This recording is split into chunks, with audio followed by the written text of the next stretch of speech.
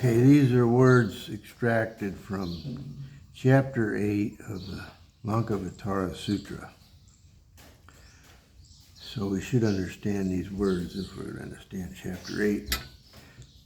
Shrava Kahud. If any of them rejoice in my presence, even for one moment's thought, at hearing a verse or a phrase of the Lotus Sutra, I can assure them all of their future attainment of the supreme perfect enlightenment.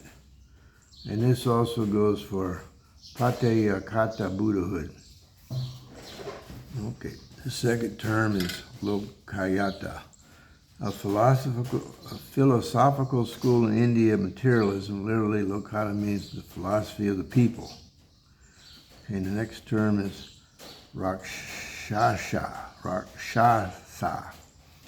a type of demon or goblin.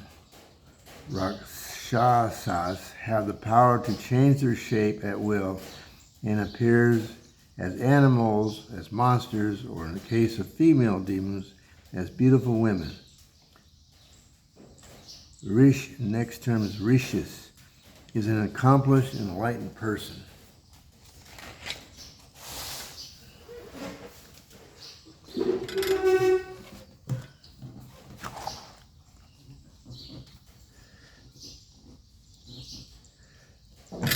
Next term is Shramana, a person who labors, toils, or exerts themselves for some higher religious purpose, or seeker, one who performs acts of austerity.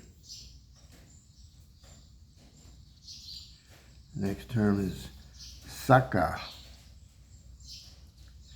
The Saka school is one of four major schools of Tibetan Buddhism, the others being the Nyingma, Kagyu, Gulag, and Gilag.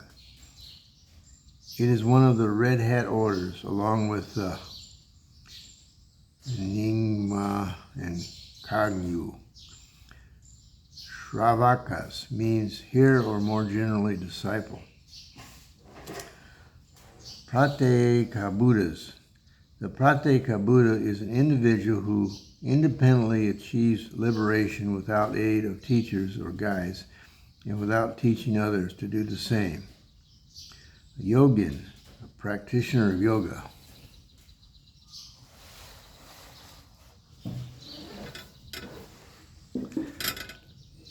Okay. Raurava, as per Bhagavad Gita, is a person who cares about his own and his family's good, but harms other living beings and is always envious of others. Dakini, sky dweller or sky dancer, and is the most sacred aspect of the feminine principle in Tibetan Buddhism, embodying both humanity and divinity.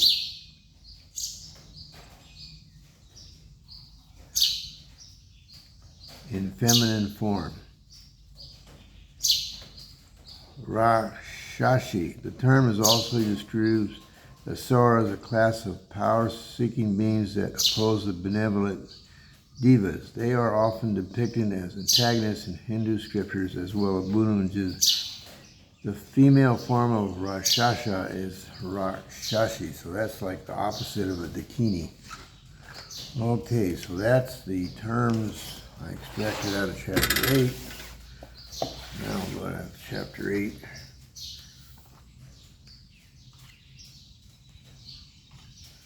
Which is quite the chapter, I must say. There it is.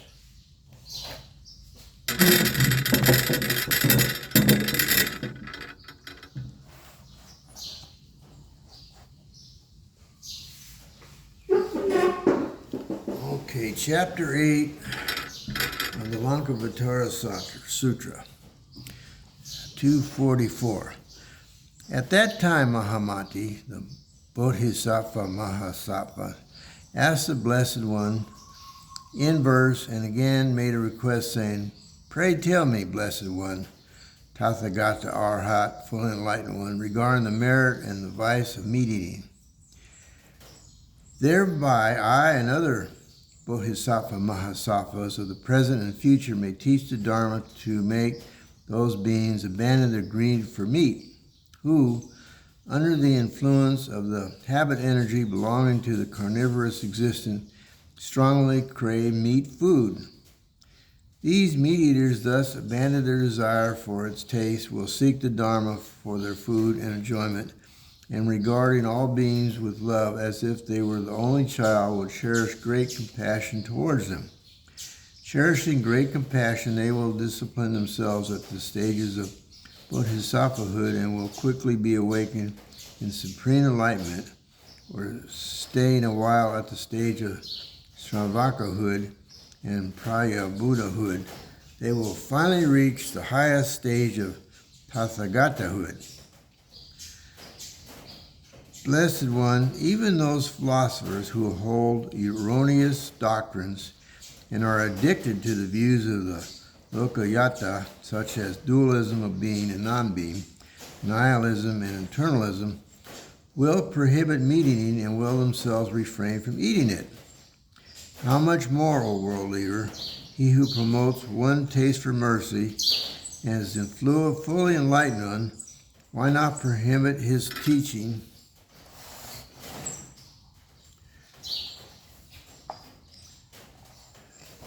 eating of flesh, not only by himself, but by others? Indeed, let the Blessed One, who at heart is filled with pity for the entire world, who regards all beings as his only child, and who possesses great compassion and compliance with his sympathetic feelings, teach us as to the merit and vice of meat eating, so that I and other Bodhisattva Mahasattvas may teach the Dharma.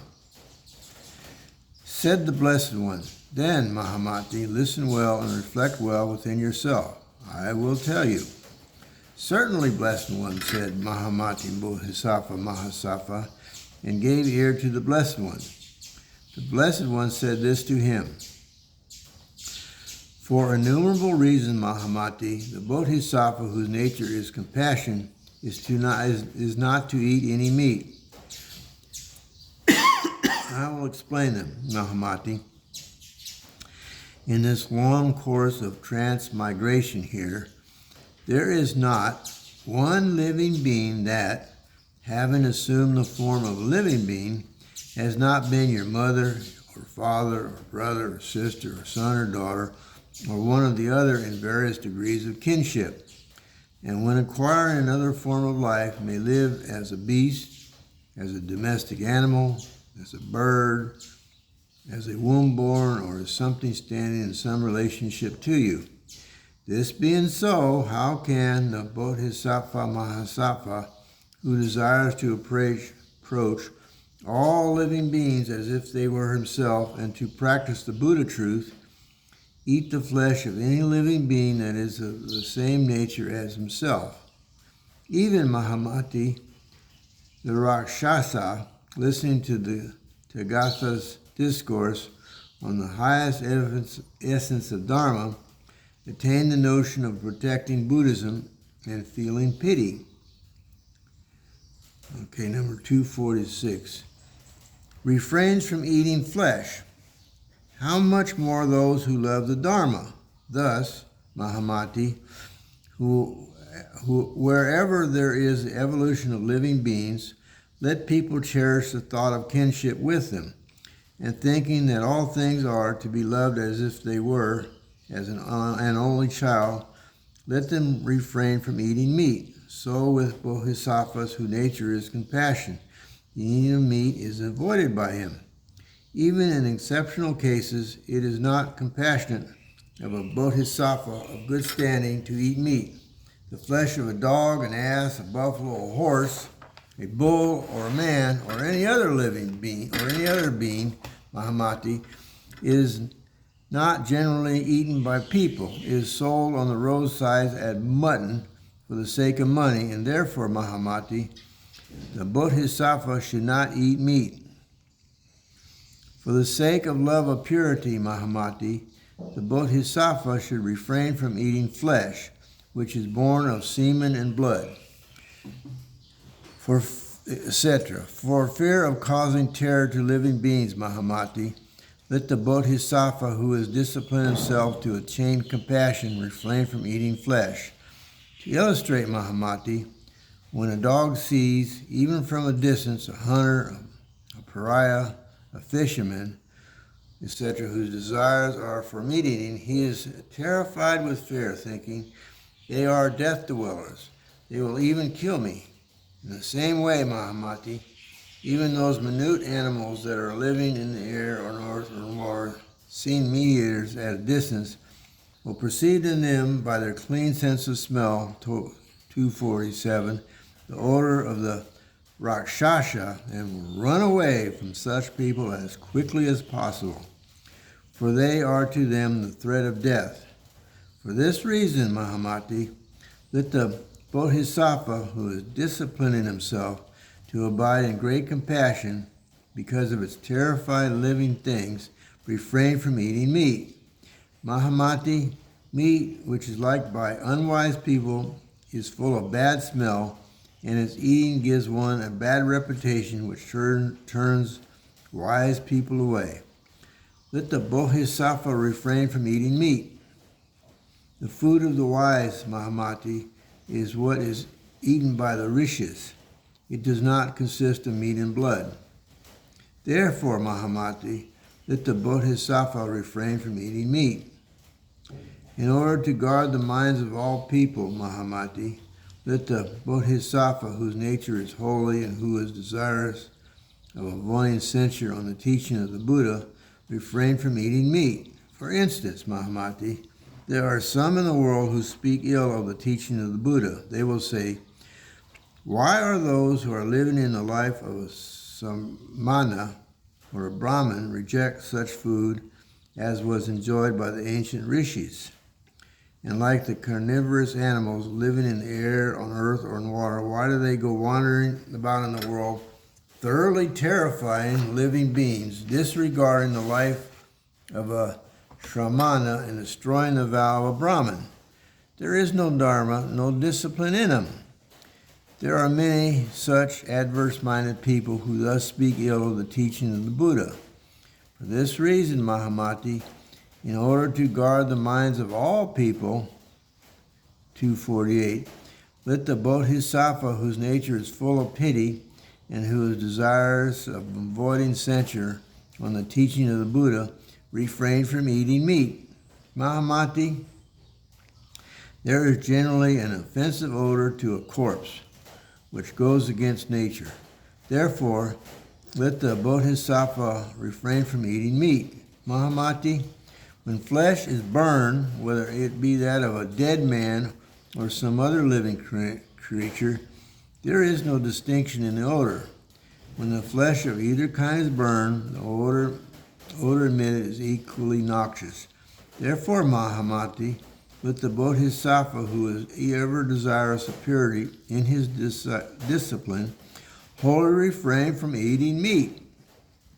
Mahamati, when sons or daughters of a good family, wishing to exercise themselves in various disciplines, such as the attainment of a compassionate heart, the holding magical formula, or the perfecting of magical knowledge, or started on a pilgrimage of the Mahayana, retire into a cemetery or to a wilderness or a forest where demons gather or frequently approach, or they attempt to sit on a couch or a seat for the exercise, they are hindered because of their meat eating from gaining magical powers, from obtaining emancipation. Mahamati, seeing that thus there are obstacles to accomplishing all the practices, let the Bodhisattva, who is desirous of benefiting himself as well as others, wholly refrain from eating meat.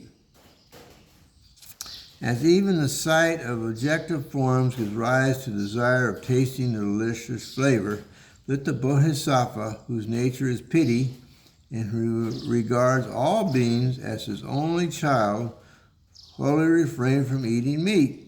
249.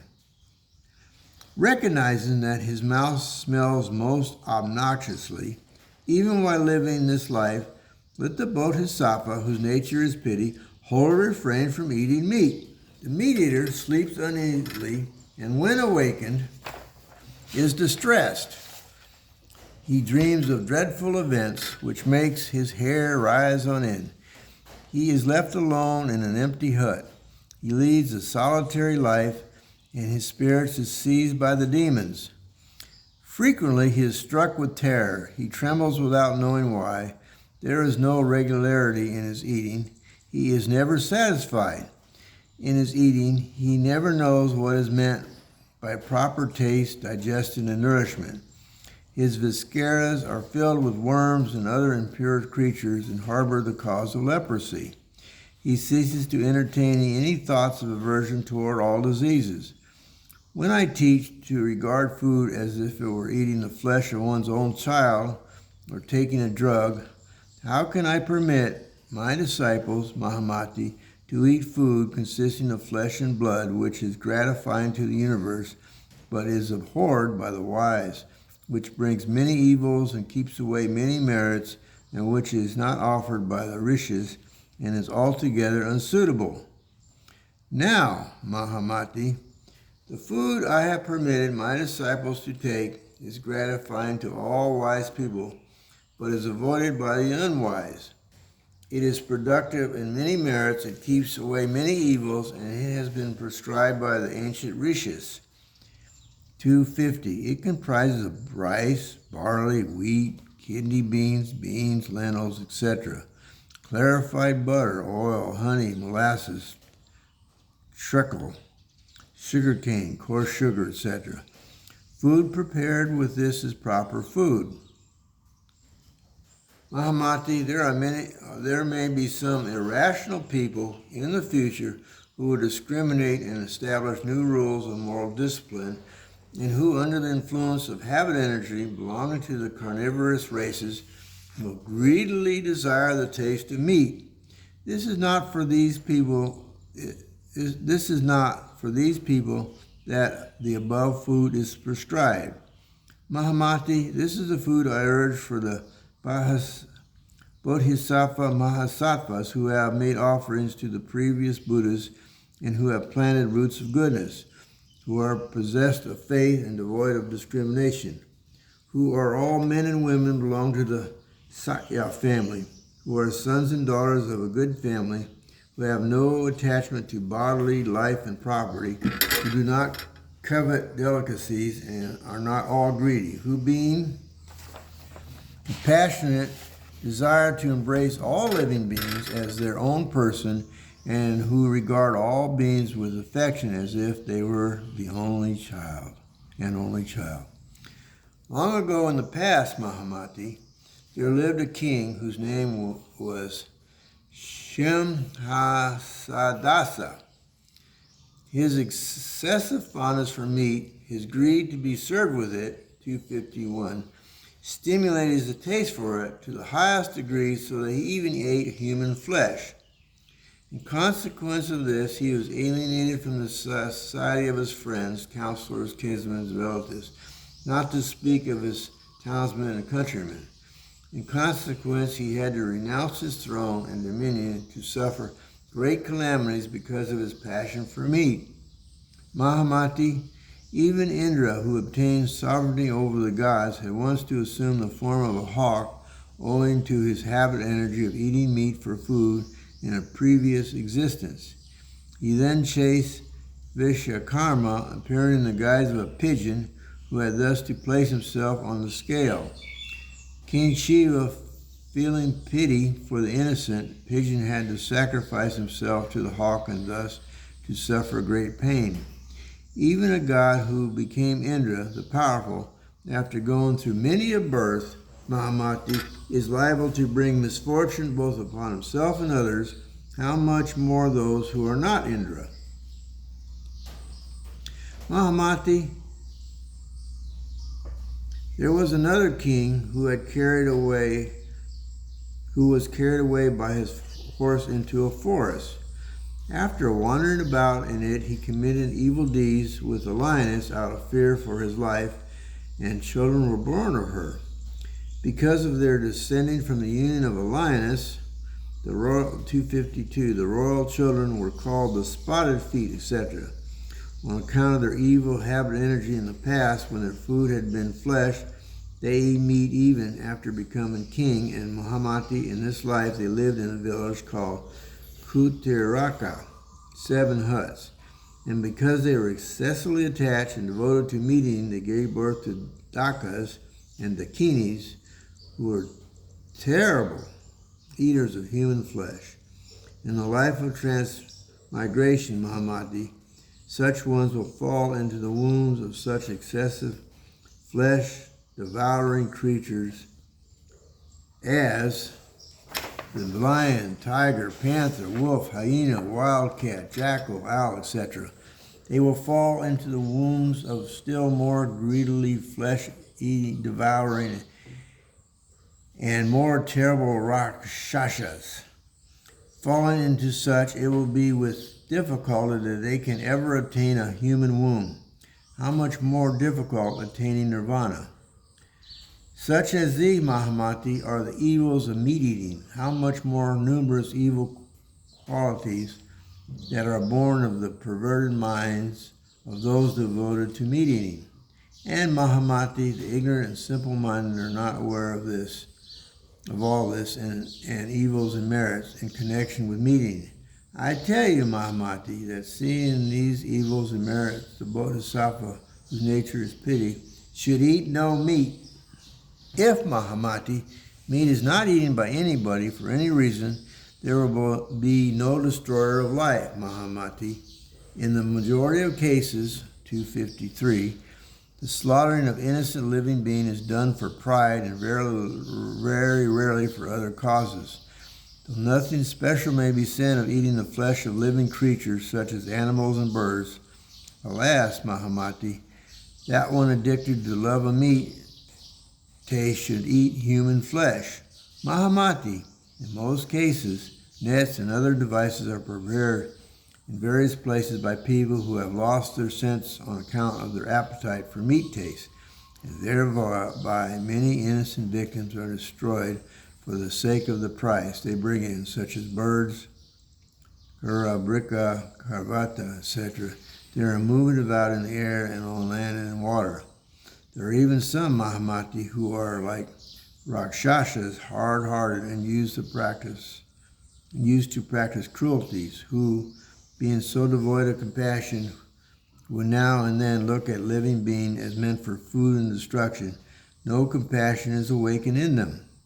It is not true, Mahamati, that meat is proper food and permissible for the Shravaka when the victim was not killed by himself, when he did not order others to kill it, when it is not specifically meant for him. Again, Mahamati, there may be some unwitting people who in the future time, who beginning to lead the homeless life, according to my teaching, or as knowledge as sons of the Saka, and carry the Kashasha robe about them as a badge, but who are in thought evilly affected by erroneous reasonings.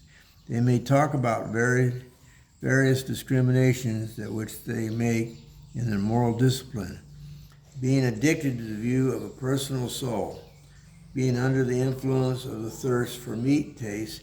They will string together in various ways some sophisticated arguments to defend meat eating. They think they are giving me an unprecedented calumny when they discriminate and talk about facts that are capable of various interpretations. Imagining that this fact allows this interpretation, they conclude that the Blessed One permits meat as a proper food, that it is mentioned being permitted foods, and that probably the Tathagata himself partook of it.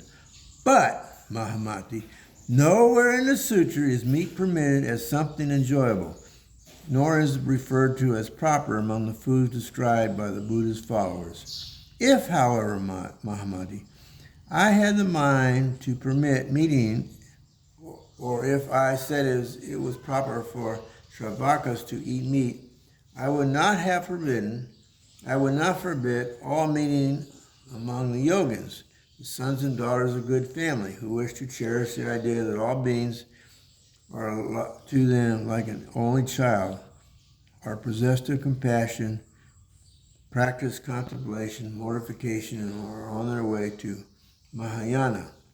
And Mahamati, the interdiction not to eat any kind of meat is here given to all sons and daughters of good family, whether they are cemetery ascetics or forest ascetics or yogins who are practicing the exercises. If they wish the Dharma and are on the way to the mastery of any vehicle and being possessed of compassion, conceal the idea of regarding all beings as an only child in order to accomplish the end of their discipline. 255. In the canonical text, here and there, the process of discipline is developed in orderly sequence, like a ladder going up step by step, and one joined to one another in a regular and methodical manner. After explaining each point, meat obtained in these specific circumstances is not interdicted. Further, a tenfold prohibition is given as regards the flesh of animals found dead by themselves. But in the present sutra, all meat eating in any form, in any manner, in any place is unconditionally and once and for all prohibited for all. Thus, Mahamati, meat eating I have not permitted to anyone. I do not permit, will not permit meat eating. I tell you, Mahamati, it is not proper for homeless monks. There may be some Mahamati who would say that meat was eaten by the Tathagata, thinking this would calumniate him. Such unwitting people as these, Mahamati, will follow the evil course of their own karma hindrance and will fall into such regions where long nights are passed without profit and without happiness. Mahamati, the noble Shravakas do not eat the food taken properly by ordinary men.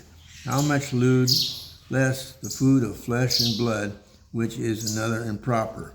Mahamati, the food for my Shravakas, Praya Buddhas, and Bodhisattva is the Dharma and not flesh food. How much more the Tathagata?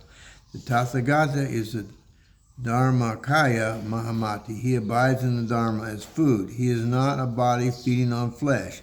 He does not abide in any flesh food. He has ejected the habit energy of thirst and desire which sustain all existence. He keeps away from the habit energy of evil passions. He is thoroughly emancipated in mind and knowledge. He is all-knower. 256.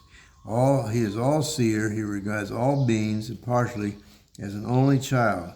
He is a great compassionate heart. Mahamati, having the thought of an only child for all beings, how can I, such as I am, permit the Sravakas to eat the flesh of their own child? How much less my eating it, that I have permitted the Sravakas as well as myself to partake in meat eating, Mahamati, has no foundation whatever. So it is said, liquor, meat, and onions are to be avoided, Mahamati, by the Bodhisattva Mahasattvas and those who are victor heroes. Meat is not agreeable to the wise. It has a nauseating odor. It causes a bad reputation. It is food for the carnivorous. I say this, Mahamati. It is not to be eating. To those who eat meat, there are detrimental effects. To those who do not, merits. Mahamati, you should know that meat eaters bring detrimental effects upon themselves. 4. Let the yogin refrain from eating flesh as it is born of himself, as the eating involves transgression, as flesh is produced of semen and blood, and as the killing of animals causes terror to living beings. 5. Let the yogin always refrain from eating meat, onions, and various kinds of liquor, alum, and garlic. 6. Do not anoint the body with sesame oil. Do not sleep on a bed perforated with spikes. 257. For the living beings who find their shelter in the cavities and places where there are no cavities may be terribly frightened. 7.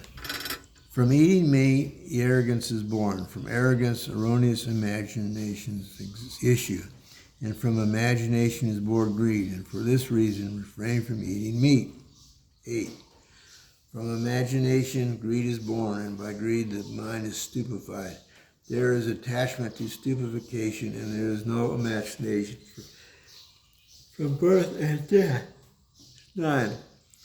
For profit, sentient beings who are destroyed for flesh, money is paid out. They are both evildoers, and the deed matures in the hells called Ravara, screaming, etc. 10. One who eats flesh, trespassing against the words of the Muni is evil-minded. He is pointed out in the teachings of Shaka as a destroyer of the welfare of the two worlds. Those evildoers go to the most horrifying hell. Meat-eaters are matured in the terrific hells such as Ravava, etc. There is no meat to regard as pure in 3 ways: not premeditated, not asked for, not impelled. Therefore, refrain from eating meat. Let not the yogin eat meat, for it is forbidden by myself as well as by the Buddhas. Those sentient beings who feed on one another will be reborn among the carnivorous animals. 14. The meat-eater is ill-smelling, contemptuous, and being born deprived of intelligence. 258. Will be born again and again among the families of the Kandala, and Pukasa, and the Domba. From the Urum of Dakini, he will be born in the meat-eater's family, and then into the womb of the Rakashi and the cat. He belongs to the lowest class of men. 16. Meat-eating is rejected by me in such sutras as the Hastakayaya, the Mahamatigaya, the Nirvana, the Anglimalika, and the Lankavatara. 17. Meat-eating is condemned by the Buddhas, Bodhisattvas, and Shravakas. If one devours meat out of shamelessness, he will always be devoid of sense. One who avoids meat, etc., will be born because of the fact in the family of the Brahmins of the Yoga, endowed with knowledge and wealth. 19. Let one avoid all meat-eating, whatever they may say about it, witnessing, hearing, suspecting. Those theorizers born in the carnivorous family understand this not. 20. As greed is a hindrance of emancipation, so are meat-eating, liquor, etc. 21. There may be in time to come people who make foolish remarks about meat, saying, meat is proper to eat, unobjectable and permitted by the Buddha. Meat is a medicine. Again, it is like a child's flesh. 259. Follow the proper measure and be adverse to meat, and thus let the young go about begging. 23.